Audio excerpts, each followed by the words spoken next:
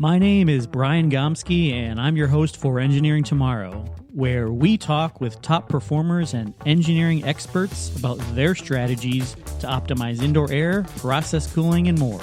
I'm really happy to have one of the leaders of the industry, Kevin Fahey, on the show today. Kevin represents Atmos Air, which is an advanced indoor air purification technology that uses bipolar ionization to reduce airborne viral transmission and return indoor air to its natural state where no contaminants or pollution exists, all while reducing energy use and emissions in the process. Make sure to listen to the end because this is a very important topic on everyone's minds right now as public spaces across the country reopen. Get comfortable, pour yourself a drink, sit back and relax as we jump right in. Broadcasting around the world. This is Engineering Tomorrow, the podcast committed to bringing you the best in commercial construction, design, and engineering from the brightest minds in the industry. This is the stuff they don't teach you in school. So sit back, relax, and open your mind.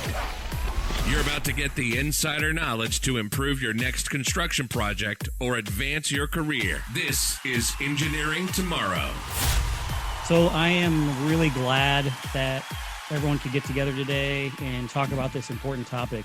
So we're the Atmos Air rep in eastern Missouri and all of Oklahoma.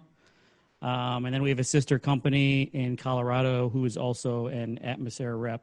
We work with organizations like Mercy Medical, Washington University, Children's Hospital, and local school districts to improve their indoor air quality.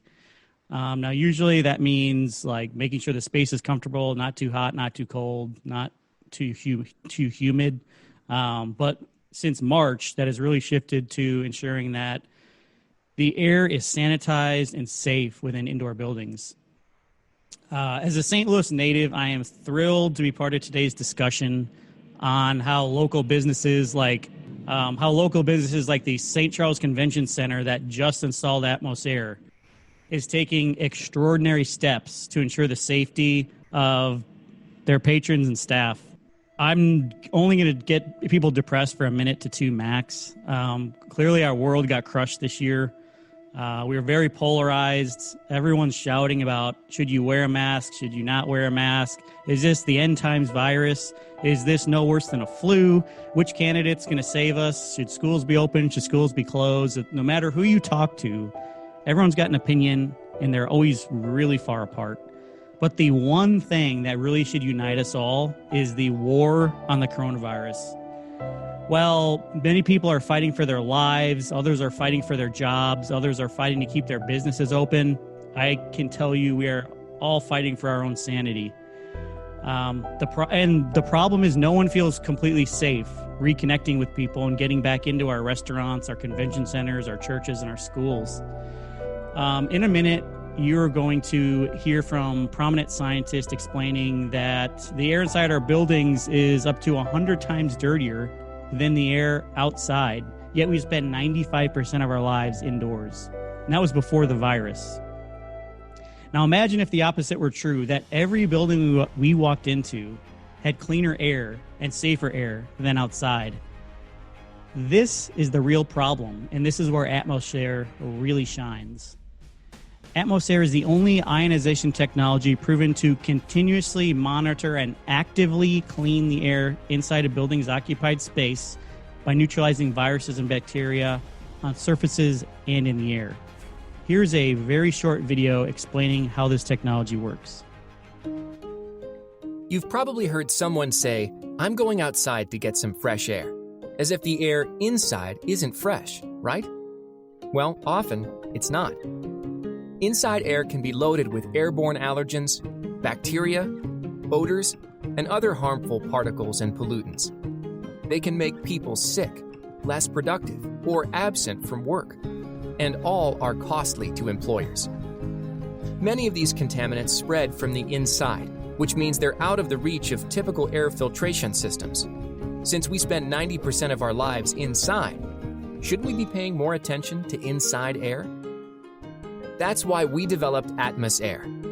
Atmos Air is the only indoor air purification technology that works proactively, and within a space to reduce contaminants and pollutants. It restores inside air to what you'd find on a mountaintop.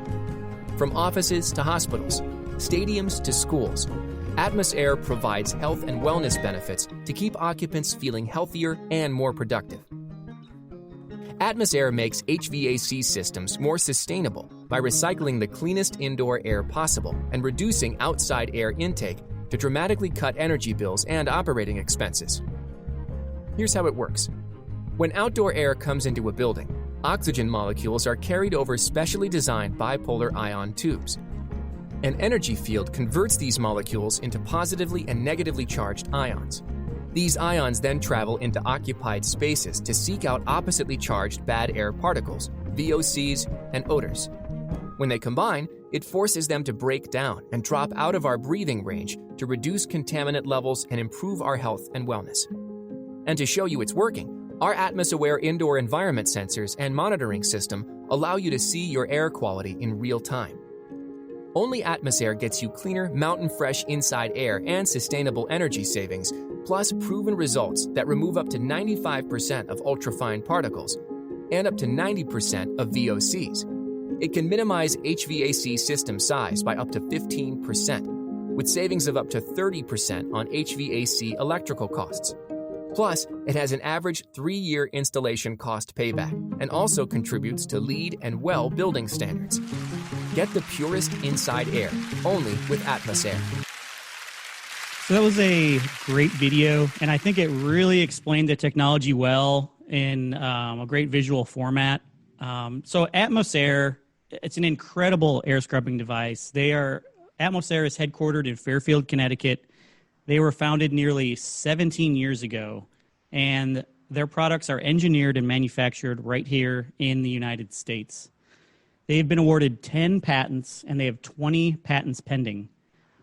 And we can talk more about patents and technology, but let's speak directly with one of the brilliant minds behind Atmos Air, Mr. Kevin Fahey. Hey, well, thank you, Brian and Tony as well. Fantastic, good work. As I told Brian earlier, I've only been doing this virtually for 7 months now, and I still have a challenge with the technology, so apologize for that. But I really appreciate everybody taking the time out of their busy schedules to learn a little bit more about Atmos Air. As Brian said, we've been around since 2004, so we're not new to the game. I mean, there's so many companies who have come on in the last 7 months because of this terrible pandemic we're all struggling with, to try to have some solution or, make some money on what's going on in the world. But we feel strongly, and we have the research, the measurement, the verification, the test results to prove that we literally have just about the best single layer of protection against this virus. It's no silver bullet, and there isn't a silver bullet out there.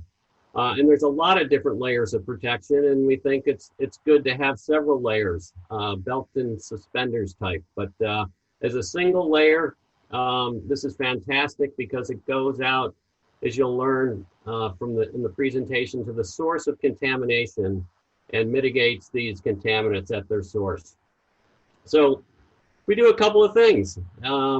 We actively purify the air. What that means, actively and continuously, is that we're on the supply side of an air system, and we're going out.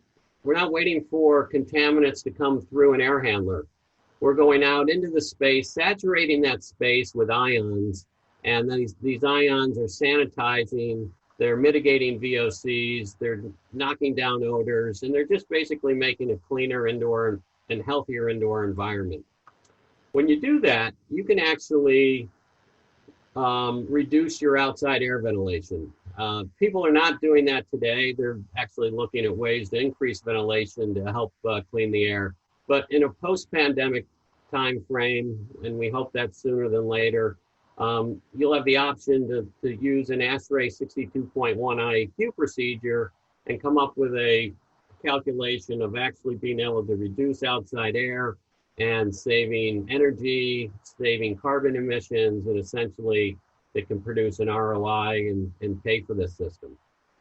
As you see in the upper right, that's just a sample of one of the ionization products that we have. It can handle up to about 15,000 CFMs of airflow or 15,000 square foot space. And what we do is invisible. So we are very much advocates of people monitoring their indoor air quality. And in the lower right, you see a monitor. You can go on a wall. You can get an app on your phone to check the readings. It will trend. You can look at air quality trends by the minute, day, or the hour. So that's just a little bit about the products that we handle. Next several slides are just going to talk about some of the verticals we're in, and you'll see some of the people that we're working with. And a lot of these logos are people we've worked with for several years. They're not just people who came on board because of the pandemic. But since March, we've installed over 10 million square feet of commercial space because people are concerned about what's going on. So again, that was the workplace. Here's the schools. We're in K through 12, college and university. Sports facilities has been a big market for us because they've always been concerned with keeping their athletes healthy. They pay them a lot of money on the professional ranks, but so we deal with over 40 professional sports teams at this point. None of the St. Louis teams, but we hope to get them sooner than later with our relationship with Midwest Machinery. And hospitals have always been a really popular market for us because they're most interested in helping reduce hospital-acquired infections. Some of their Medicaid funding comes based on that, those stats, and we can help in a big way at reducing transmission of disease. Casinos are, especially if they're smoking casinos, dirty air environments, so it's been a natural for a product like ours. Kevin, does that also handle forest fire smoke? We've gotten that question. That's a great question, and we don't have a case study on forest fire smoke per se, but it will knock down the odors of the smoke, and it will also knock down the particulates. But it's still going to come into your building. It's not like a gas-based filtration where it's going to, if you put it in the air handler, it's going to kind of stop it from entering the building. It still will. It'll get treated in the supply duct, and it'll get treated when it gets into the space.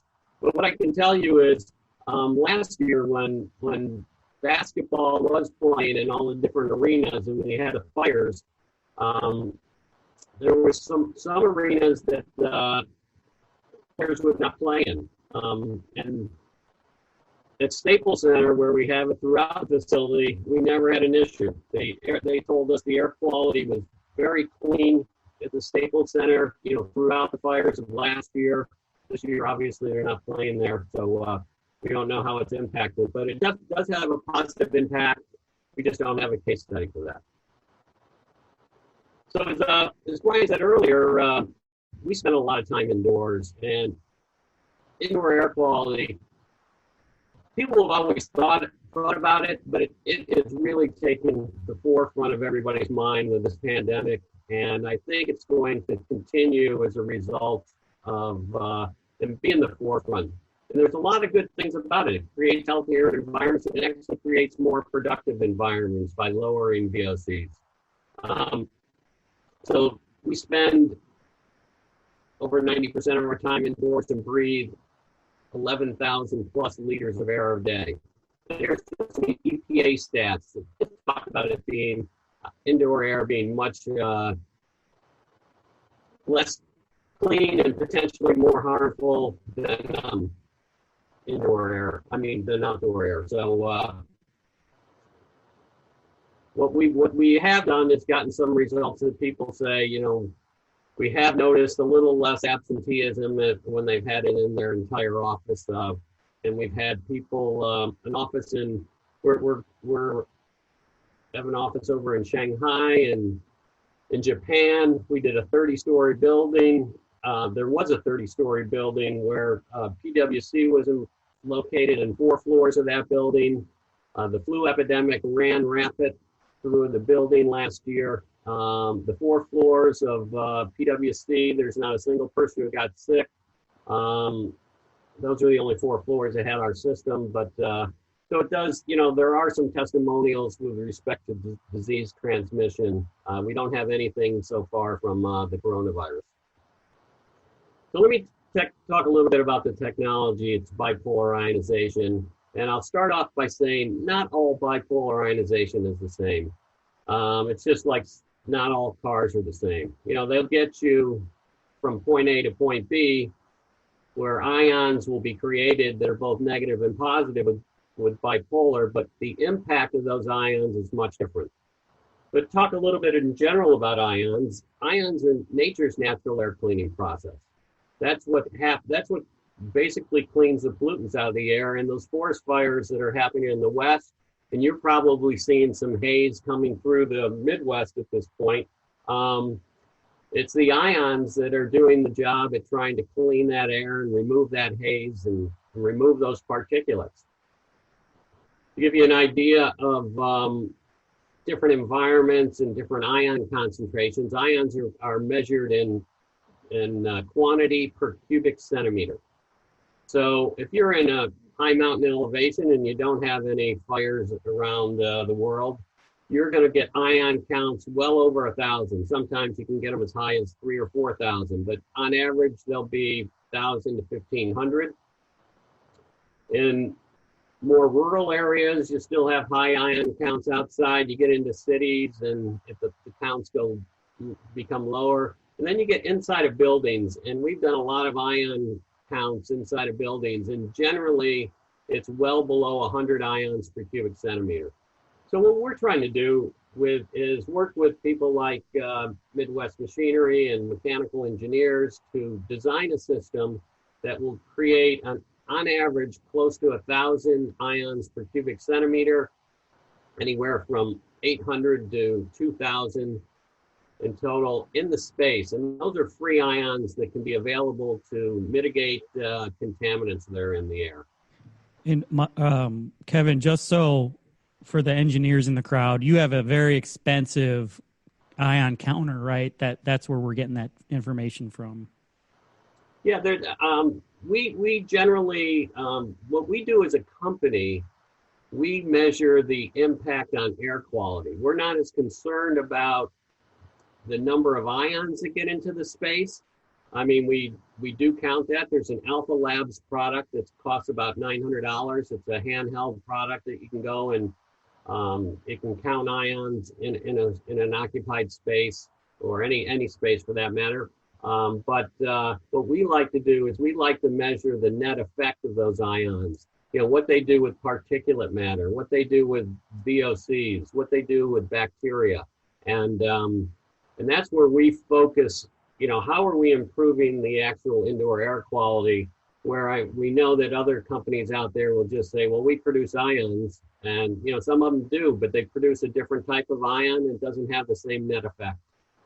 So as you saw in the video, the air flows over these tubes, and these tubes, our way of producing an ion, and I'll talk a little bit more about it and later in the presentation, it's called dielectric barrier discharge. It's creating that energy field. Oxygen flows over the tubes, and the oxygen becomes ionized.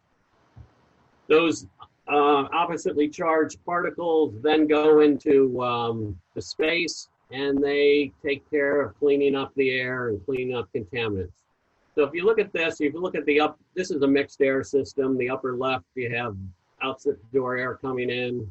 On the right side, you have recirculating the indoor air. And it's, as you all know, you filter that air, you condition that air, and then you locate our devices. They can be in the discharge plenum of an air handler, or they can be in the main supply ducts. We like to get them before any branching of the supplies. If you have an MER, put them in the MER. If you have a rooftop, you can put them literally, if there's outdoor ducts, you can put them outdoors with all-weather enclosures, or you can get them inside the building before they branch. So again, we just on the supply side so that we get as many ions as possible to target. The target is the places where people are occupying. It's also the source of contamination. And it doesn't just clean up the air, it cleans contaminants that are on surfaces as well, under surfaces. And that's one of the great things about, this coronavirus. It doesn't just stay in the air, it also is found on surfaces, and we can inactivate it in just about any place. So just in summary, we have an agglomeration process that makes particles bigger. There's microscopic particles, 2.5 microns and smaller, can literally stay suspended in air indefinitely. We make those particles a little bit larger, so then they'll get picked up into the return air and get filtered out, or they can fall to the floor. Mold is something, it's a microorganism that we can inactivate at a 90% or better rate, and it really doesn't grow in an ionized environment. It's not a mold remediation process at all. It's just, it will kill mold that's on any surface, and it won't allow it to grow on a surface. Volatile organic compounds, VOCs, are prominent in indoor spaces, and they impact people's productivity. High VOC rates will definitely make you less productive than a low VOC, and VOCs are formed, people give off a lot of off-gas, a lot of VOCs, carpets, furnishings, printers, copiers, throughout a space. And that's the primary reason indoor air is not nearly as healthy as outdoor air. And then all the microorganisms, whether it be bacteria, viruses, allergens, this technology mitigates and inactivates those as well. And as I mentioned earlier, in a post-COVID environment, you can reduce outside air and save energy. So we have a lot of tests, and I'm going to run through the next few slides. I'm just going to show you some of the laboratory tests that prove the efficacy of this system. But before I get into too much detail, I just want to tell you that lab tests, are great, but if they don't simulate a real world environment, they're, less telling than if they do. If they're not performed by an ISO certified lab or to an ANSI AHAM protocol, they're not as, valid in my viewpoint as when you do go to an ISO certified lab and do test and try to simulate a real world environment, because the lab's a controlled environment and you can make the data look however you want based on certain conditions. So, the one thing I can tell you is all our lab tests were done simulating conditions that you would find in occupied environments, not just in controlled environments. This one in particulates, you'll have just showed that within 15-minute period, 86% greater decay rate of particulates out of the air than if left with no ionization. As far as volatile organic compounds, they're nothing more than a hydrocarbon chain. And we literally attack that chain and within a second, reduce it to its simplest form of CO2 and water vapor. Now, we're not going to increase CO2 or humidity levels within a space, but those are the end products. And there's no dangerous byproducts like an aldehyde formed from this reaction.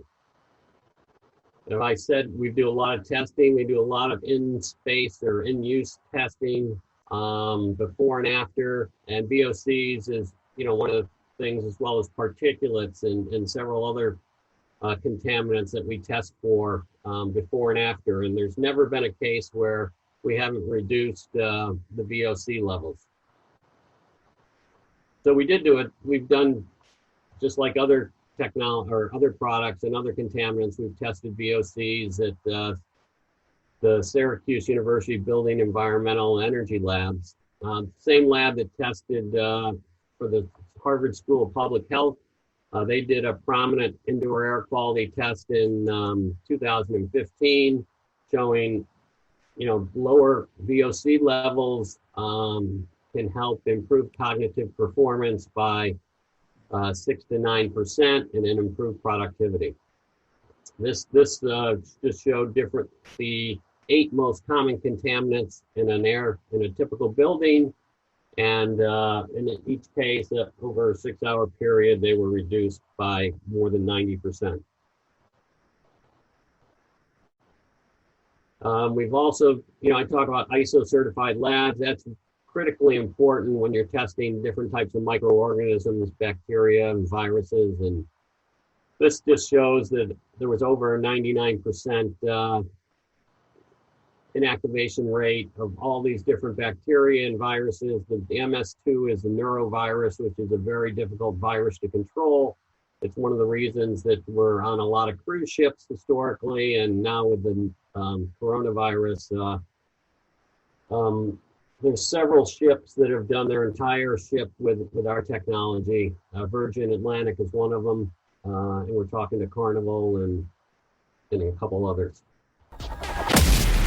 You're listening to Engineering Tomorrow, always striving to bring you the best in commercial construction, design, and engineering. But the topic of conversation today is all about this coronavirus. And initially, in March and April, they said, well, this comes out and the main transmission is on surfaces. It's these droplets, they get on the surface and people touch them and they touch their face. So make sure you sanitize the surface, make sure you wash your hands, and it's going to help the transmission. They've always said to wear the mask. And in certain surfaces, a virus can live up to 2 to 3 days. It could be just minutes as well, but up to 2 to 3 days, depending on the surface. More recently, in the last month, and the CDC came out with it literally just a couple of days ago, that the main transmission has got to be in the air. And the Tulane did a study and found that it could literally survive in the air, aerosolized, for up to 16 hours. So masks are very important, but masks, social distancing, air systems are literally circulating air all around an indoor space. And again, the reason our technology is effective is we're sanitizing that entire space and inactivating the virus before it doesn't have to come up through an air handler. So how do we do that? These negative and positive ions form, go to the surface of a microorganism. This is the coronavirus. You see the spikes. There's a lipid membrane, a protein membrane on the outer shell. So we literally form a hydroxyl radical because we have what's called a superoxide anion, and I'll talk about that in a little more in a second. But it formed this hydroxyl radical. It grabs a hydrogen and literally turns that membrane shell into water. And by turning it into water, it opens up the membrane and gives access to the RNA of the molecular structure. So essentially what's happening is we're getting to the inside, we're impacting that RNA, and we're not allowing that, we're inactivating it so it can no longer reproduce. If it can't reproduce, it cannot infect, and it cannot create any symptoms as a result. And we do the same thing with any type of virus or bacteria, or for the most part, any microorganism. So back in May, we tested the product on coronavirus, and we had a 99.92% inactivation rate in 30 minutes. And this was on coronavirus 229E. There's 7 human strains of coronavirus. It wasn't COVID-2. It's very difficult to get that virus to be able to test on. But this Microchem lab is a well-respected lab, does a lot of testing for the EPA and the FDA for sanitization type products. And their specialty is surface sanitization products. And Lysol uses the lab to test their products. But they're not able to get a COVID-2 type of virus. But what any leading epidemiologist or immunologist will tell you is all 7 strains of human coronavirus, the molecular structure is exactly the same, and the inactivation of it is the same. Unfortunately, they all impact people differently. Some just as simple as a common cold, others more flu-like symptoms, and then we have COVID-2, which is the COVID-19, and we all know what that can do. So we had a 99.92% inactivation. We thought, that's interesting. Let's try it on a fabric. So we just more recently went in and tested how impactful our technology is on the surface of a N95 face mask, and also a fabric face mask. And in those cases, within 15 minutes, we inactivated the virus at a level of 90%. We don't have, those test results are still in the lab, but we'll have details on those within a matter of a week or two. But that's really important, especially for people who are wondering if their clothes get contaminated and this thing can live, a day on a surface. If they're in a room with our sanitization products, then they can actually have the virus that's killed on the surface of their clothing. So in summary, this is just a different testing. These are the results. Won't spend a lot of time. I mean, I'm sure that Brian will offer a copy of this, and you can see all this detail. Yep. Following the presentation. So I mentioned before that all bipolar ionization is not the same, and that there's a reason that we're really effective in what we consider to be the best single layer of protection. And one of it is with a tube-based product versus things like a needlepoint-based product of creating ions. We use what's called a dielectric barrier discharge. And what's important about that is we use an electron volt of 12.6. And it's important if you use electron volts of greater than 12.07, you can ionize oxygen. And when you ionize oxygen, you create what's called a reactive oxygen species. And these reactive oxygen species, one of them is ozone. And that's why a lot of competitive products say, oh, we won't ionize oxygen because we don't want to create ozone. Well, the other thing is if you put with our patents, we found a way to balance the amount of negative and positive ions, which is something that, an imbalance in higher negative ions will create ozone. And the other thing is if you can create an electron volt potential of greater than 12.53, you can actually destroy ozone. So we found this perfect balance of negative and positive, along with getting it above 12.6 to destroy ozone. And as a result, just recently had our technology certified at UL 2998, which shows it's considered ozone free. You have to have 5 parts per billion or less to have that certification. And we have the benefits of ionizing oxygen and creating what's called a superoxide anion.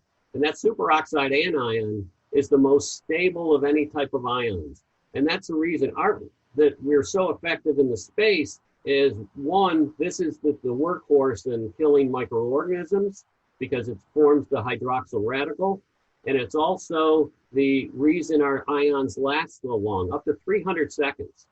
10 times longer than any other technology out there. So, there's a lot of needlepoint technologies out there. I mean, they're branded under a dozen names or more, and they are advertising that they don't create ozone because they use electron volts of less than 12. Well, then they're not creating reactive oxygen species, and they're not creating this super oxide. And so we really question how any of it works on microorganisms. And it doesn't last long enough to really get into the space and works better in the air handlers themselves and in the ductwork. So people will ask us, you're really effective at killing microorganisms. Is it dangerous if people have long-term exposure? And frankly, it's actually beneficial. In addition to lowering VOCs and making healthier environments, it will reduce your respiratory rate, reduce your blood pressure. Just different, people who have headaches or migraines, it helps with that sort of thing. And the reason it's not dangerous is because, as I showed you in the one slide, we impact the RNA of a molecular structure. We do not impact the DNA. And as long as you don't impact DNA, UV does its work and its inactivation by impacting DNA. And we don't, and it's actually healthy, and there's no danger to people for long-term exposure. This Dr. Phil Tierno did a white paper, and we're happy to share that with you, just talking about the technology. He's on the World Viral Network. He's the former head of immunology and epidemiology at NYU. He retired from that position recently, and he's a professor in microbiology and pathology at the medical school. But he and Dr. Stacy Daniels have both looked at our technology and made positive comments on how it is, how effective it is, and provide that support to the claims that we make about our technology and the efficacy of it. Hey, Kevin, can I play that real quick? Sure. All right, let me share this. I got the video queued up. It's so powerful because we can tell you till we're blue in the face, but the fact that Dr. Tierno is explaining this and endorsing it is pretty powerful. So let me share this real quick.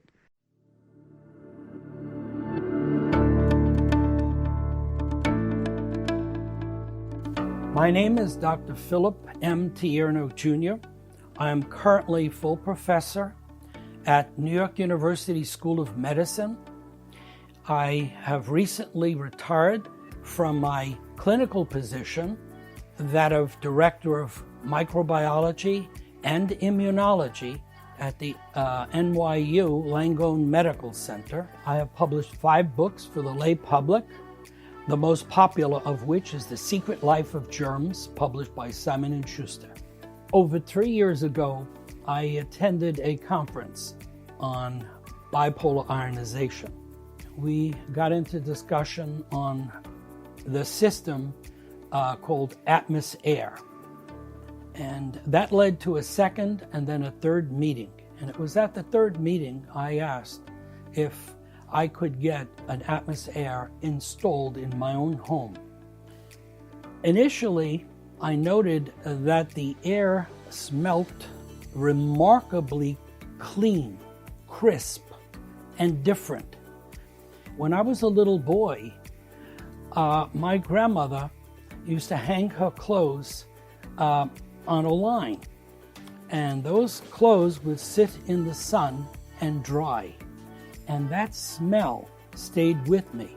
That's the closest I could say Atmos Air smells like when the air is changed.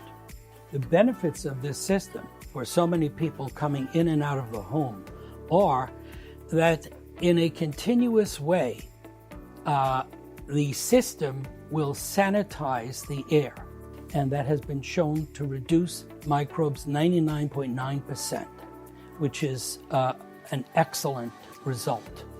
Certainly, it's a very good system for the home, but equally, it's a good system wherever large groups of people congregate. It's especially important when you realize that 1 in 5 Americans have either allergies or asthma, and that translates to about 60 million people.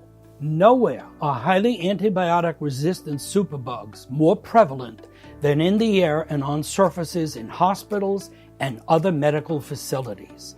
Nosocomial hospital-acquired infections kill more people every year than pancreatic cancer, leukemia, MS, Parkinson's, and Alzheimer's combined.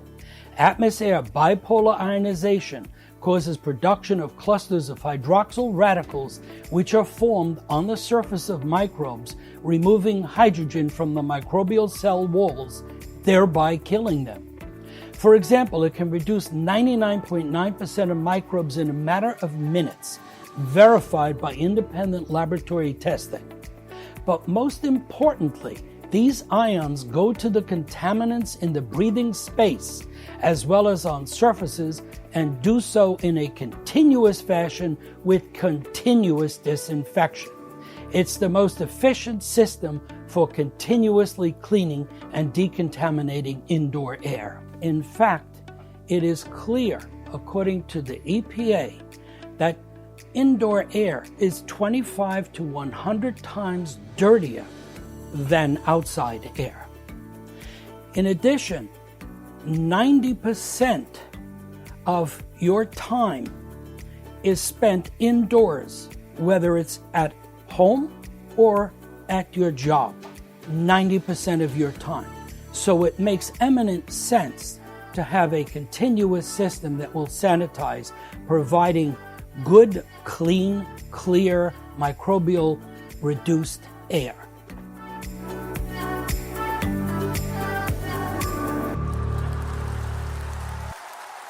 Yeah, well, thank you. I'm just trying to get back to the slideshow view. There it is. There you go. There? Okay, good. So I'm running a little late, maybe a little long-winded on some of these sections, so I'm going to try to get through in the next 5 minutes a bunch of things that we've gotten through all the science, though, and that was the main point. Now we're into the energy, and again, it's going to be more important to talk about energy post-COVID. I just want to let you know in this section that you can literally use ASHRAE 62.1 IAQ procedure, allow you to reduce your outside air and save 20 to 30% of your indoor HVAC operating costs. It can also extend filter life, and some places even remove filters. We help engineers with these calculations. They're all the mass balance equations that are used in the ASHRAE tables to show what this is. And it literally has this spreadsheet's an example of one with 20 additional columns showing the contaminants of concern and the range of the concentrations that we impact with our technology. We've done a huge facility in US Bank Stadium. We did that, installed it in May of 2019. We only got 9 months worth of data because at the end and beginning of March, it's closed down. But we're anticipating an estimated 300,000 plus of savings. These savings were done by 2 engineering firms calculating and adjusting for degree days and attendance and every other thing. But one of the things that they did do here is they removed their final filters altogether, and they're saving on that. So a little bit about the products. You saw this in the beginning. Just to give you an idea of the size of those products, those units are 28 inches long by 10 inches wide by 10 inches high. So they're not big, and sometimes the entire unit can go into a discharge plenum or just the tubes in a duct. They don't create any static pressure increase. They use very little power draw. It's 240 milliamps, and they consume 49 watts. So you could run this all day long, and it'd use 1.2 kilowatts of electricity. And they're scalable. This one with 8 tubes can handle 16,000 square feet or CFMs of air. The next one with 5 tubes, 10,000, and we scale down to several hundred. This is, in the 2 to 5,000 range. We have our Matterhorn series. And again, very little power draw and power consumption. And then for the smallest units, fan coils, PTECs, unit ventilators, water source heat pumps, we have our FC series, which that FC400, again, to give you an idea of scale, is literally 4 by 6 inches by 1.5 inches thick. It's got a tube that extends 2.5 inches. And very little power draw for that as well. Where do they go? They go into the air handlers in the discharge plenum on the left. They can go into the supply duct where you just have the tubes on the inside. And in retrofit situations, that's the most common. On the right, you see an example of a Matterhorn tube in a duct. So yeah, it's obviously not taking up, creating any static pressure increase. And then the unit ventilator in the lower right, it's obviously our VRF systems are much smaller than that, and we can usually fit this someplace within that system. Important to us, as I mentioned earlier, is measurement and verification. We want to show people it's actually working. There's a perceivable difference to the air quality, but you also want to show them that it's reducing VOCs, the CO2 is not getting out of control, PM 2.5 levels are under control, and it also shows you the comfort settings as well. And you can compare this to the air quality outdoor by hooking it up to Wi-Fi and getting a local weather station. We've created one that actually, some people don't want to be transparent with their air quality, but they want to clean the air, and they like a unit that fits in the duct. This actually goes in the return air duct. You would it measures the contaminants coming out of the space and sends that information to the BMS. It also can, some people will control, it can modulate the ion output up or down to create the perfect balance of ions based on the contaminant levels. And this is just, some of the contaminants in a sample of a dashboard on a BMS. But we've created this, so we've also added a few more sensors like formaldehyde, ozone, carbon monoxide to it. Just to make people feel, know what the conditions are indoors and feel safe. I have a bunch of case studies, and again, I'm not going to spend time on these because I want to allow time for Q&A. But I'll just give you essentially what we tested in a lot of hospital case studies. Rush Medical Center was interested in how we control bacteria, and after ionization was turned on, it was basically non-detectable.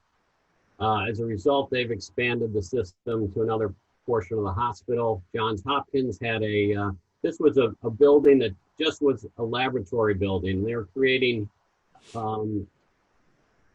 VOC levels that made people move off one of the floors of the building.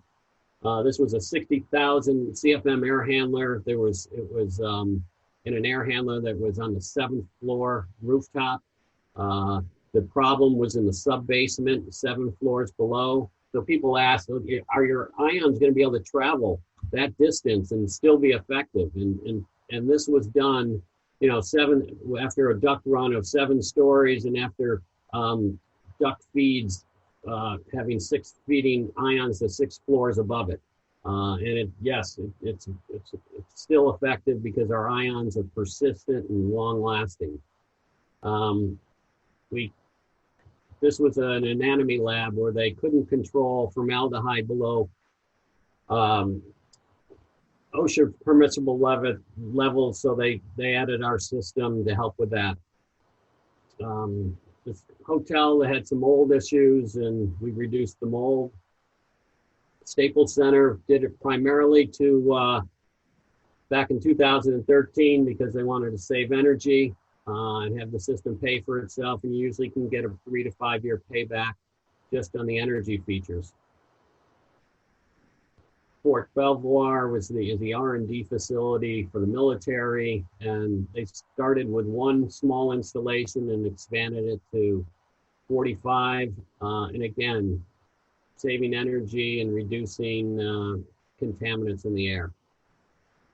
Dallas Cowboys, this is their 2nd training center that they put it in. They built this one a couple of years ago, and they had such good success with the first one that was reinstalled in 2008 that they put it in here. And one of the remarkable testaments from the head trainer was that his athletes are using a lot less allergy medication as a result of having this in their training center. Seattle Children's Hospital had a very well-known, unfortunate mold problem. Tried a lot of different things. Ours was the ultimate solution, and they've expanded as well in their hospital. And Gensler was the company that actually produced that video that you saw in the beginning. They wanted to be able to tell their clients in less than 3 minutes what, a little bit about our system. They produced that video. As they renovate offices, they install the system and have it in about 12 offices now. So what you're seeing on our desk is, I believe, the 508 series. So this is an extra one from the Convention Center in St. Charles. So we spoke there on Tuesday of this week in front of the mayor of St. Charles, as well as about 40 producers and event staff, as well as some local media. And we gave a presentation on Atmos Air. So if you guys want to see this in person, and we get this question, this is always the first question: where is it installed locally? Whether it could be 100 miles away, but if it's not in St. Louis, for whatever reason, it's got to be here. So the St. Charles Convention Center, they have gone to the nines on the air quality. They've got Atmos Air, they've tied it in, they've got sensors around the whole place, they've got the SenseEdge touchscreens. When we were in the space, the SenseEdge was showing us a 12. It barely even moved on the air. So the air was pristine. It smelled like the Swiss Alps, and the dust particle meter was reading 0. So it is a fantastic system, and if you want to see it in person, we could probably arrange that. If you've got questions, give us a call. All of the sales engineers at Midwest Machinery have gone through training on this. We've been working with this similar technology for a little while now. There's definitely a rush and a demand for these products. And I guess I would just recommend that if you're thinking about it, give us a call and at least begin the process. Kevin said there's a bunch of companies that have gotten into the industry in the last few months, and that is true. There's no shortage of them. We chose and pursued Atmos Air because they've been doing it the longest, and we really love the way that they monitor it and are able to prove that the ions are getting out into the space. So what I'm getting at is just give us a call. We'll go through the process as quickly as possible because there is a ton of demand for these systems, and I think it's only going to grow. I actually saw that there's calls in New York for governmental change to actually raise taxes for ventilation on public buildings. That's the whole call for raising taxes is a whole nother issue, but there's government folks that are talking about putting these types of systems in government facilities all over. So give us a shout. Thank you very much, Kevin, for your time. Brian, good job.